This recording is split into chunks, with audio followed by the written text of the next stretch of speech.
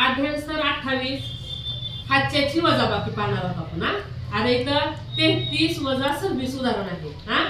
आता हे 3 एकक आहे आणि 3 दशक आहे. 3 एकक म्हणजे किती आहे? 3च का नाही. हे 3 एककच. आता 3 दशक म्हणजे किती आहे? 30. बघा 1 2 3 माळा 10 20 30. 3 दशक म्हणजे 30. आता ह्या 3 मधून फक्त एवढ्या 3 मधून 6 जातील का? नाही. मग काय करायचं? ह्या 3 दशक मधला 1 दशक इकडे घ्यायचं. 1 दशक म्हणजे तुम्ही किती घ्यायलोत? 10 घ्यायलोत. आणि हे 10 आणि हे 3 किती झाले? 13.